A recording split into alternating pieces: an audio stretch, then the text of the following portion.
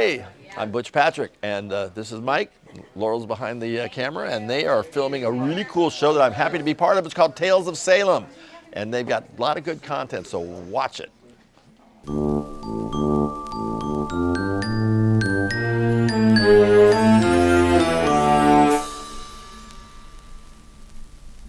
Hi, welcome to Tales of Salem. I'm Michael.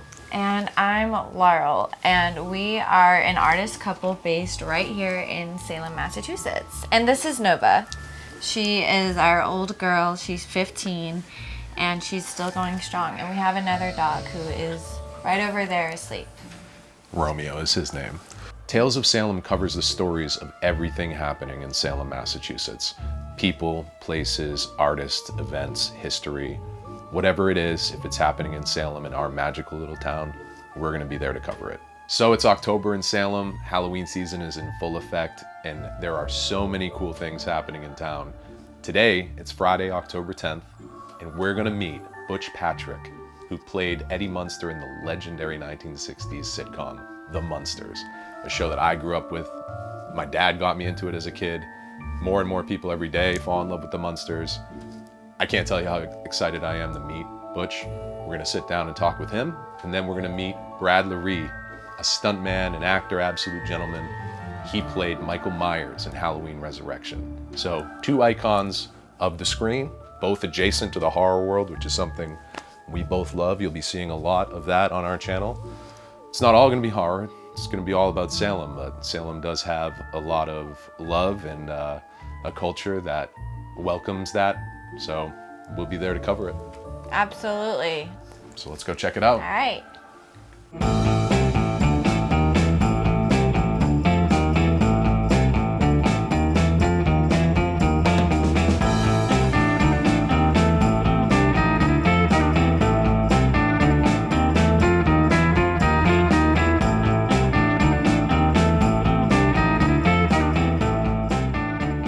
Welcome back to Tales of Salem. We're here with the legendary Butch Patrick, aka Eddie Munster from the Munsters.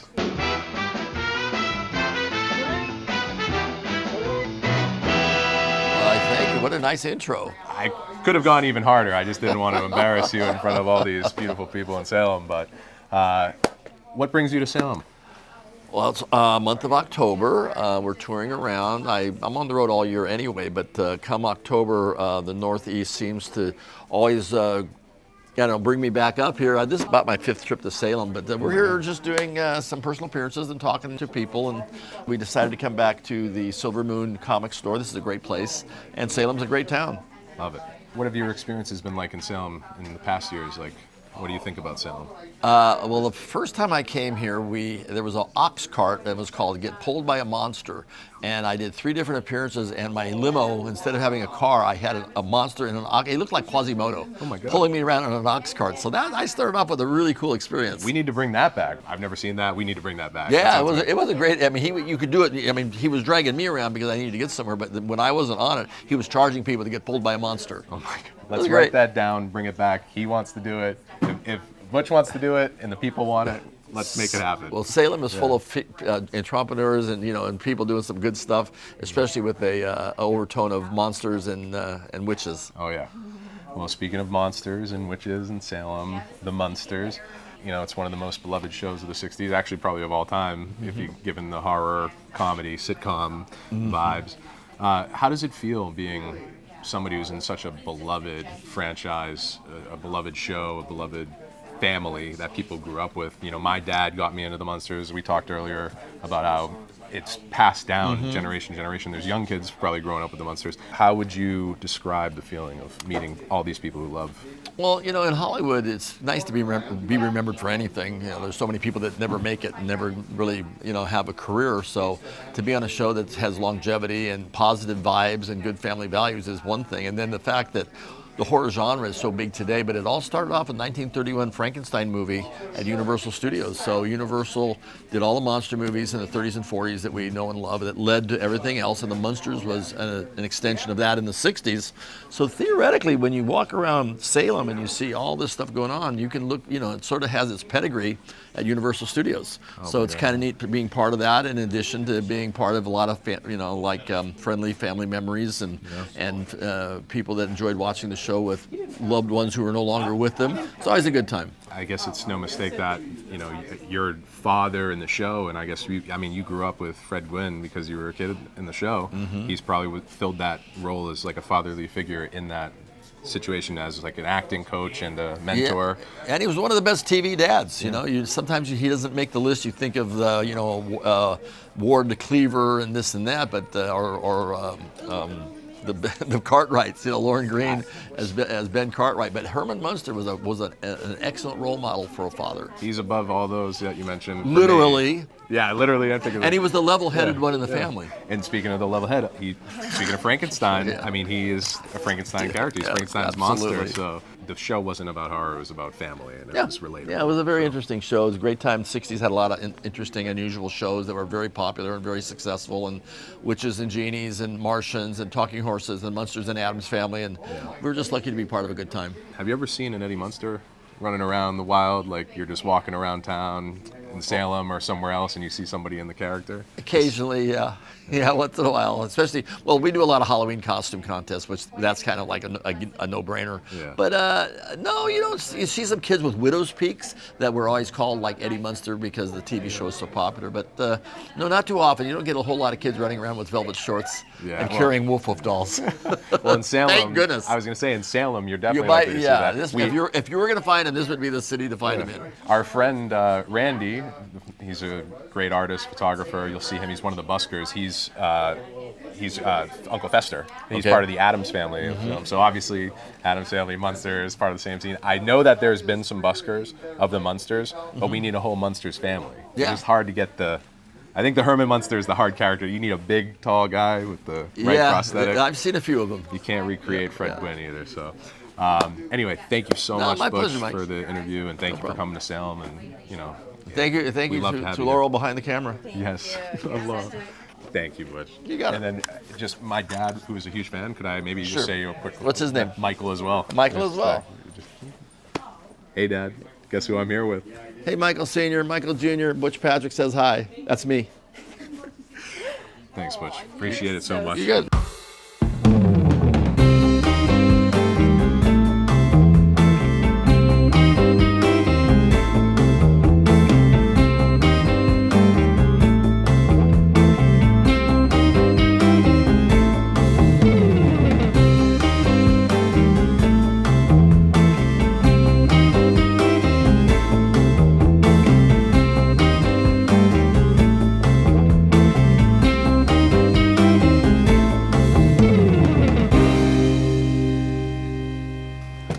First, I should say it's. Are we rolling? Yeah, we are rolling, right? We're good. As a French, my last name's Siroy, but it should be Sirois. Sirois. Is it Loree? Is that what it should be? Because the two E's? It's Loree, cutlery, like calorie or cutlery. Yeah. So what's the ethnicity with that? Well, it actually in the 16th century, the French king said that anybody that lived in France could practice any religion they wanted. So all these Huguenots, whatever they're called, came all over Europe to France. Yeah. Well, this guy Cutha got ousted.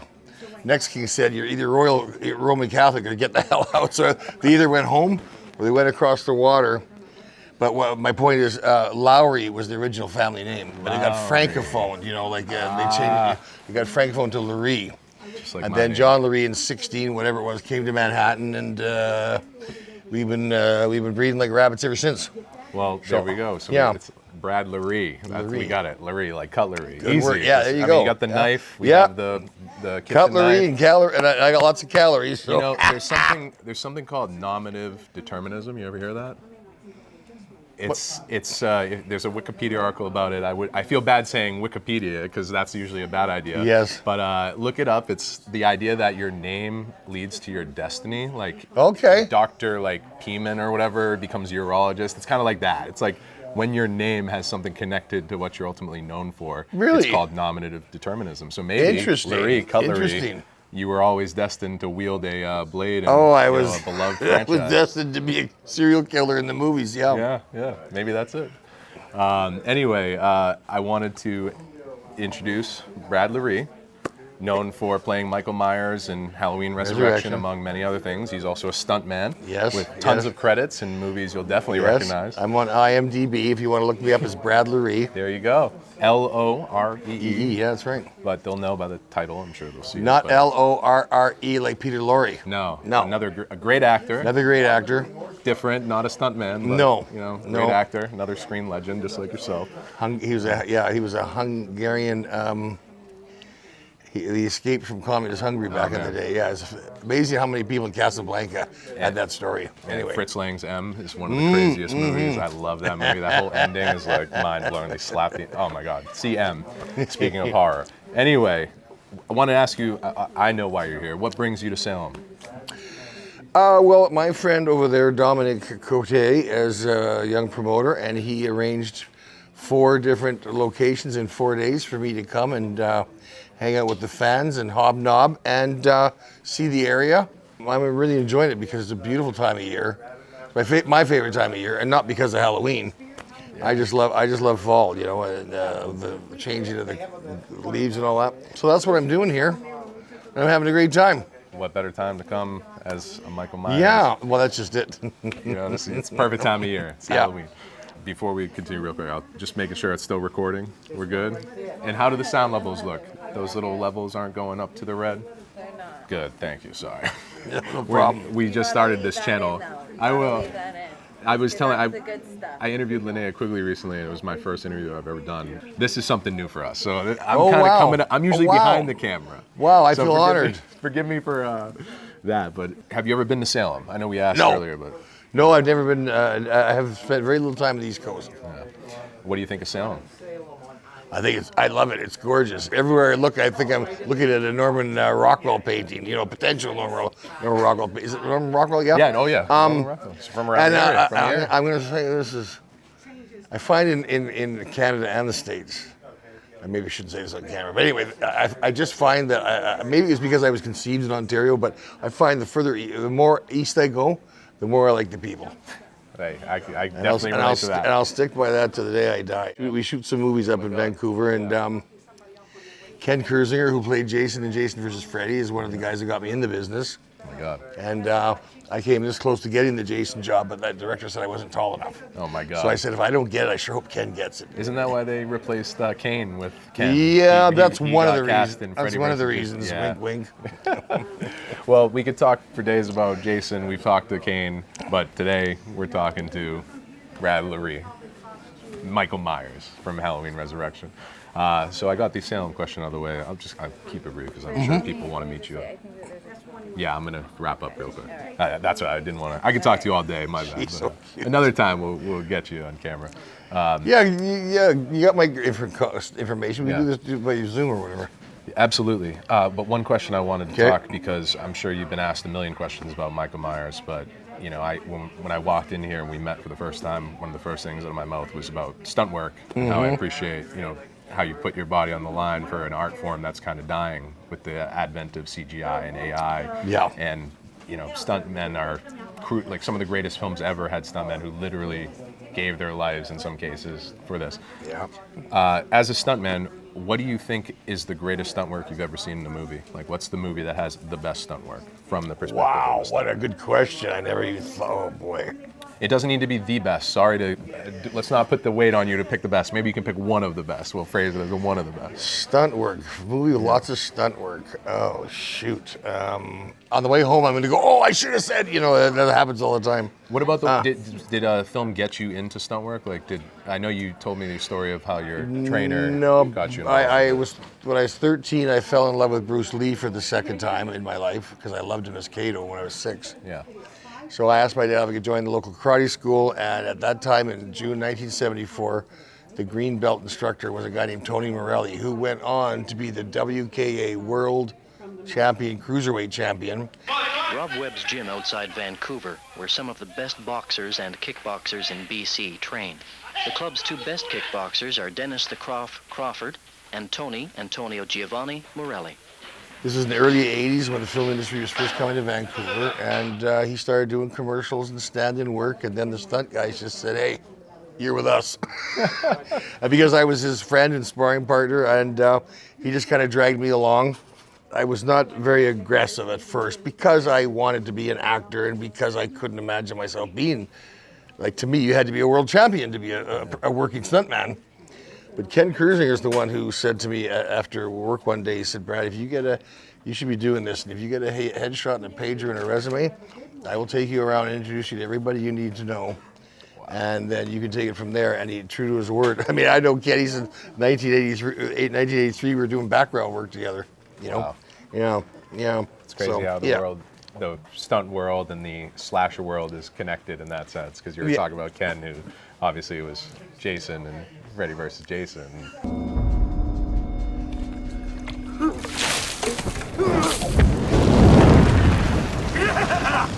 And he got thrown through the he got thrown over the bar by Kane in Jason Takes Manhattan. Son of a bitch. Yes, that's He's right. the Yes, yeah. Which is an amazing scene. What the future Jason getting thrown across the bar. I thought Katie told me he doubled Kane in that movie, Jason Takes Manhattan, too. I think he did in some scenes. Okay, yeah.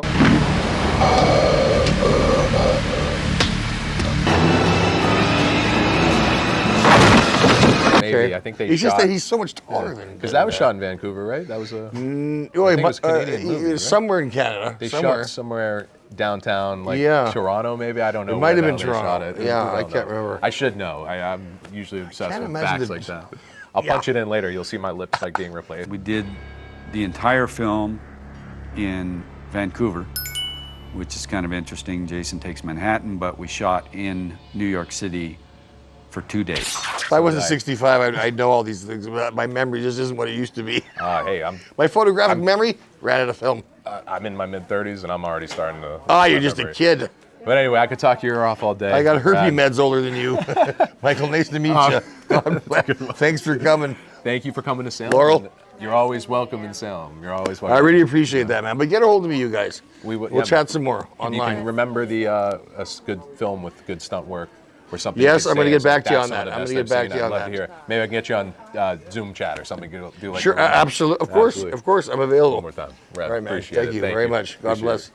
Laurel and I couldn't be more grateful to Butch and Brad for sitting down with us and talking to us, taking time out of their day, out of the meet and greet, to give us those interviews. They were amazing. What a day. Yeah, it was so much fun. They were lovely. Yeah. Halloween season is in full effect right now in Salem. There's a lot going on here. Tales of Salem will be there to cover it. So stay tuned if you like what you saw today, if you like the video. Give us a like, subscribe, all that YouTuber nonsense. Come along with us on the journey and explore Salem, our beautiful little town here. And Until next time. until next time. Oh, before you go, one more thing. On our way back home after the meet and greet, we stopped by Witch City Hibachi for a late dinner. They were having a Harry Potter themed event there, and our friend, one of Salem's buskers, Joshua Madruga, Cold Slither himself. You might have seen Beetlejuice down on Essex Street if you've ever been to Salem or watched any videos about Salem. He was celebrating his birthday and he was in a Voldemort outfit, full Voldemort costume. I ended up getting a drink that was served in a cauldron. How would you describe it? It was almost like a little witch's brewing cauldron, and they put a bubble on top with a machine, and then they pop the bubble right in front of you, and all of this beautiful steam flowed out. It was really magical, and the whole restaurant was decorated. Just one of the things you see in Salem. You'll be walking by a place and some magical fun event will be going on. Anyway, until next time, Tales of Salem, peace and love. Happy Halloween. Happy Halloween. What's about to happen? You'll understand once it happens. Sometimes you just gotta let things go. Okay. Go with the flow. Alright. Whoa. Now you pop it. Right now? Yeah, right. That's so satisfying. Let's do it again. Here, let me do it. I'll get a close-up. No, Michael. Okay. Okay, Pop it. hang tight. Okay. Alright. You know how much this thing costs?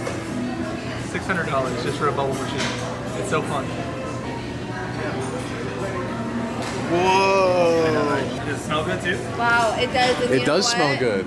I can't wait to taste it now. I can't. Wasn't that satisfying? It was. And look at it's like lit up from the inside.